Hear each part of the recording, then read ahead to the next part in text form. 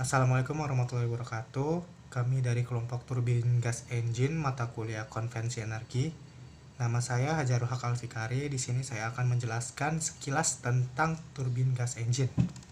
Turbin gas dipergunakan dalam bidang-bidang yang memerlukan daya poros dan panas, kedua-duanya atau hanya satu saja.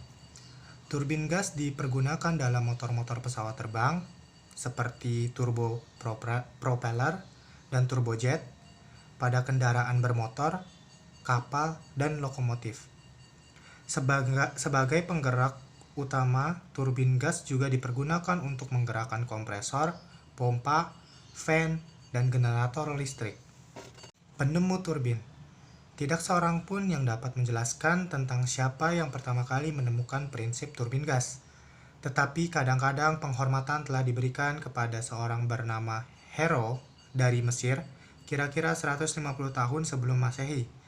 Dia menemukan suatu mainan yang berputar akibat prinsip reaksi dari aliran uap yang diperoleh dari pemanasan air di dalam ketel. Ada John Barber, Inggris, 1791, orang pertama yang membuat desain turbin gas. Lalu ada Charles Pearson dari Inggris, 1884, menemukan sistem turbin uap. Lalu ada Sanford dari Amerika tahun 1900 menemukan suatu motor turbin gas, tetapi masih kurang sukses karena daya yang dibutuhkan lebih besar daripada daya yang dihasilkan. Lalu dilanjutkan oleh Frank Whittle dari Inggris 1937. Dia mengeluarkan konsepsi tentang motor turbin gas, yaitu kompresor ditempatkan pada bagian depan dan belakang pada poros yang sama. Energi panas diberikan melalui ruang bakar pada turbin dan pancaran gas dikeluarkan pada bagian pembuangan, dan diuji mulai dengan pesawat terbang eksperimental Gloster E28-29 yang ditenagai oleh motor turbin gas W1 atau Whittle 1. Turbin uap dan turbin gas. Turbin gas. Yang pertama, komponen pentingnya adalah kompresor dan ruang bakar. Yang kedua, ada berat turbin per daya kuda atau horsepower yang dihasilkan lebih kecil. Yang ketiga, memerlukan ruang yang sedikit untuk instalasi. Yang keempat, biaya instalasi dan operasi lebih sedikit. Dan yang terakhir, menghidupkan turbin lebih cepat dan mudah. Sedangkan turbin uap, komponen pentingnya adalah ketel dan aksesoris. Berat turbin per daya kuda atau horsepower yang dihasilkan lebih besar. Memerlukan ruangan yang lebih besar untuk instalasi.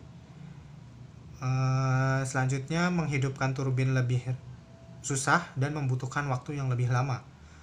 Dan yang terakhir, biaya instalasi dan operasi lebih besar. Turbin gas.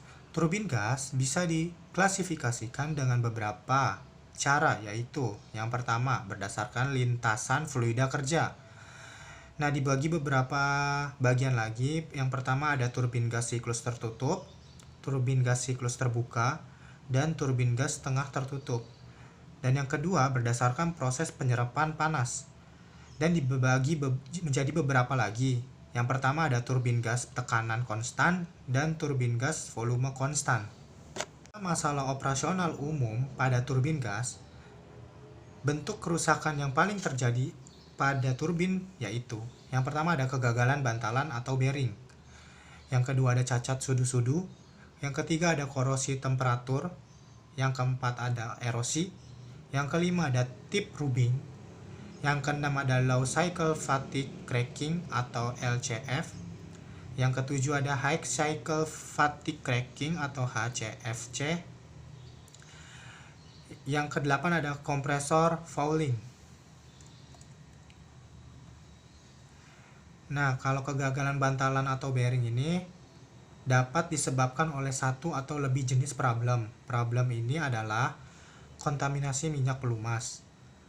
Lalu ada aliran minyak pelumas rendah yang disebabkan oleh fungsi pompa penyumbatan saluran atau bocor.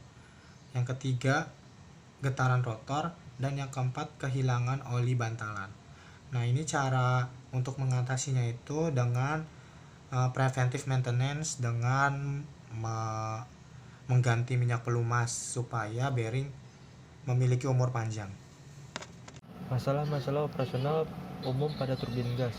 Kegagalan bantalan atau bearing. Kegagalan bantalan dapat disebabkan oleh satu atau lebih jenis problem. Problem ini adalah kontaminasinya minyak pelumas, terus aliran minyak pelumas rendah yang disebabkan asal fungsi pompa atau penyumbatan saluran atau bocor, yaitu lalu ada gerakan rotor, dan keempat yaitu kehilangan oli bantalan. Turbin gas tertutup. Turbin gas siklus tertutup terdiri dari sebuah kompresor, ruang pemanas, turbin gas yang menggerakkan generator dan kompresor, dan ruang pendingin atau cooling chamber. Pada turbin ini, udara dikompresi secara adiabatis, umumnya dengan kompresor rotari, dan diteruskan ke ruang pemanas. Udara kompresi dipanaskan dengan bantuan sumber eksternal dan dialirkan ke sudu turbin. Gas ketika mengalir di sudu akan berekspansi. Dari turbin, gas diteruskan ke ruang pendingin di mana didinginkan pada tekanan konstan dengan bantuan sirkulasi air sampai temperatur awal. Siklus gas turbin tertutup.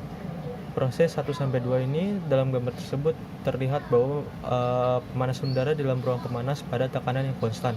Lalu pada proses 2 dan 3 memperlihatkan ekspansi sentropik udara di dalam tubuh. Proses 3-4 memperlihatkan pendinginan udara pada tekanan konstan di ruang pendingin. Kalau di proses 4-1 itu memperlihatkan kompresi sentropik udara di kompresor. Lalu ada macam-macam turbin gas tertutup, yaitu ada intercooling, yaitu daya yang dihasilkan turbin sebagian besar digunakan oleh kompresor. Daya ini bisa diturunkan dengan mengkompresi udara secara 2 tingkat dan menggunakan intercooler di antara kedua tingkat tersebut. Lalu masalah-masalah operasional umum pada turbin gas, yaitu cacat pada sudu-sudu. Sudu-sudu rotor turbin, khususnya sudu-sudu tingkat pertama, adalah salah satu komponen yang paling vital dari turbin gas. Sudu turbin tingkat pertama berada pada lingkungan yang paling keras dilihat dari level tegangan, temperatur logam, dan level kontaminasi. Cacat yang paling umum yang timbul pada sudu-sudu rotor turbin dihasilkan akibat tumbukan, serangan korosi panas atau sulfidasi, retak lelah termal, dan lubang krip akibat terkena temperatur dan tegangan tinggi dalam jangka waktu yang lama. Krip adalah istilah yang digunakan untuk mendefinisikan fenomena yang dihasilkan ketika komponen mulur akibat kombinasi beban, temperatur, dan tegangan. Tegangan diakibatkan oleh gaya sentrifugal. Dengan adanya perbaikan las modern dan teknik lainnya, kebanyakan cacat dengan pengecualian retak lelah termal dapat diperbaiki hingga pada taraf tertentu. Perbaikan lasan umumnya terbatas pada perbaikan ujung sudu yang tipis, retak ujung sudu radial yang minor, dan kerusakan akibat benda asing pada ujung dan sedikit pada sisi depan dan belakang sudu-sudu. Serangan korosi panas dapat dibersihkan secara kimia oleh bak asam atau perlakuan temperatur tinggi, dan atau secara mekanis oleh poles permukaan untuk menghilangkan korosi permukaan. Sifat-sifat material sudu sering dapat diperbaiki dengan cara perlakuan panas. Dengan penerapan teknik pelapisan anti-sulfidasi, sudu dapat digunakan kembali. Baik, akan saya lanjutkan kembali. Selanjutnya itu penjelasan tentang intercooling. Pertama-tama, udara dikompresi di kompresor pertama yang disebut dengan kompresor tekanan rendah atau LP kompresor. Karena kompresi ini, tekanan dan temperatur udara meningkat. Sekarang, udara diteruskan ke intercooler yang akan menurunkan temperatur udara kompresi ke temperatur awal. Tetapi tekanan tetap konstan. Setelah itu kompresi sekali lagi dikompresi di kompresor kedua yang disebut sebagai kompresor tekanan tinggi atau HP kompresor. Lalu udara kompresi diteruskan ke ruang pemanas dan kemudian ke turbin. Akhirnya udara didinginkan di ruang pendingin dan kembali ke kompresi kompresor tekanan rendah. Selanjutnya siklus intercooling bisa dilihat sendiri, ada beberapa tahap proses dari 1 hingga 6. Proses 1 kedua menunjukkan pemanasan udara di ruang pemanas pada tekanan konstan. Proses 2 ketiga memperlihatkan ekspansi isentropik udara pada turbin. Proses 3 keempat adalah pendinginan udara di ruang pendingin pada tekanan konstan. Selanjutnya proses 4 kelima adalah kompresi udara di LP kompresor. Dan proses 5 ke 6 adalah pendingin udara pada intercooler pada tekanan konstan. Dan yang terakhir, proses 6 ke 1 adalah kompresi udara pada HP kompresor. Beberapa proses tersebut dapat dilihat pada gambar di PPT ini. Selanjutnya ada reheating. Output turbin gas bisa ditingkatkan secara berarti dengan mengekspansikan udara panas dalam 2 tingkat dengan reheater di antara 2 tingkat. Penjelasan, udara pertama-tama dikompresi dengan kompresor dan diteruskan ke ruang pemanas dan kemudian ke turbin pertama. Kemudian udara sekali lagi dilewatkan ke ruang pemanas yang lainnya dan kemudian dialirkan ke turbin kedua. Terakhir, udara didinginkan di ruang pendingin dan setelah itu diteruskan ke kompresor. Lanjutnya, masalah-masalah operasional umum pada turbin gas, yaitu High Cycle Fatigue Cracking atau HCF, yaitu HCF dapat terjadi jika tegangan siklik pada sudu melampaui kekuatan lelah material komponen. Sudu-sudu yang dirancang untuk mencegah terjadinya hal ini pada kondisi operasi normal. Akan tetapi, setelah periode panjang servis yang memuaskan, retak pada sudu-sudu dapat terjadi. Hal ini dapat disebabkan oleh yang pertama, tegangan vibrasi akibat resonansi yang terjadi ketika suatu turbin bekerja pada daerah kecepatan yang memicu resonansi. Kedua, kelakuan getaran dari sudu-sudu yang dirusak oleh kehilangan material yang hebat akibat korrosi atau erosi. Dan yang terakhir, kekuatan lelah material yang berkurang oleh serangan korosi. Selanjutnya, retak vibrasi pada sudu tidak mempengaruhi kinerja termodinamik. Turbin harus dikeluarkan segera karena retak akan menjalar lebih jauh dan dapat menyebabkan bagian yang rusak terlepas dan merusak sudu. Oleh karena itulah mengapa retak vibrasi harus dianalisis dan tindakan korektif yang sesuai harus diambil. Siklus reheating. Proses 1-2. Pemanasan udara di ruang pemanas pertama pada tekanan konstan. Proses 2-3. Ekspansi isentropik udara pada turbin pertama. Proses 3-4. Pemanasan udara pada ruang pemanas kedua pada tekanan konstan. Proses 4-5. Ekspansi isentropik udara pada turbin kedua. Proses 5-6. Pendinginan udara pada intercooler pada tekanan konstan. Proses 6-1. Kompresi udara pada kompresor. Turbin gas terbuka. Turbin gas siklus terbuka dalam bentuk yang paling sederhana terdiri dari kompresor, ruang bakar atau combustion chamber, dan sebuah turbin gas yang menggerakkan generator dan kompresor. Pertama-tama, udara dihisap dari atmosfer dan dikompresi secara adiabatik dan diteruskan ke ruang bakar. Udara tekan dipanaskan dengan pembakaran bahan bakar dan hasil pembakaran, yaitu gas panas hasil pembakaran bahan bakar, akan bercampur dengan udara tekan, sehingga akan menaikkan massa udara tekan. Gas panas kemudian mengalir ke sudu turbin. Gas ketika mengalir pada sudu mengalami ekspansi dan kemudian dibuang ke atmosfer. Turbin gas siklus terbuka disebut juga gas turbin pembakaran kontinu karena pembakaran bahan bakar terjadi secara kontinu. Turbin ini juga bekerja berdasarkan siklus Joule. Rumus kerja kompresor kerja turbin sama dengan rumus pada turbin siklus tertutup.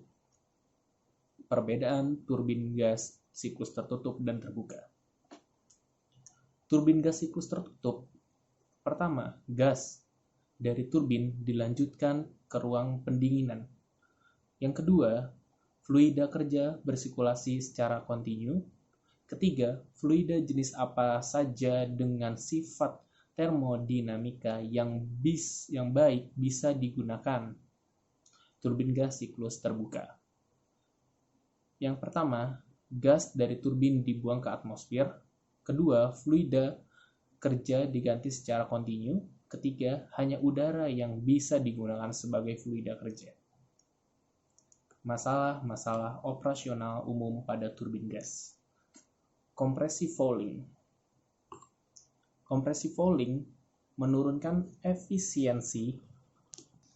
Compressive Fouling menurunkan efisiensi kompresor, menurunkan tekanan discharge kompresor, dan menyebabkan penurunan terhadap output kompresor, meningkatkan konsumsi bahan bakar, dan mengurangi umur komponen hot gas pad akibat operasi pada temperatur gas yang lebih tinggi. Prosedur operasi dan perawatan yang sesuai dapat mengurangi fouling, erosi, dan FOD.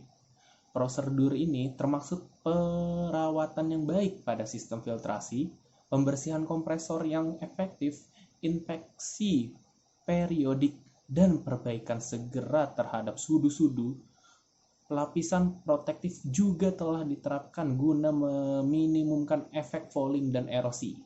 Lapisan yang digunakan untuk mencegah serangan pitting pada sudu kompresor juga akan menaikkan efisiensi karena permukaan yang lebih halus. Casing yang umum pada turbin TMT2813L atau nikel aluminieride kompresor lapisan berdasarkan aluminium filled chromate atau phosphate, bagian terluar dilapisi dengan bahan kimia inert chromate phosphate. Lapisan penghalang termal atau keramik dapat digunakan untuk memperpanjang umur bagian-bagian hot gas pad. Lapisan anti korosi dapat digunakan untuk mencegah korosi pada sudu-sudu turbin.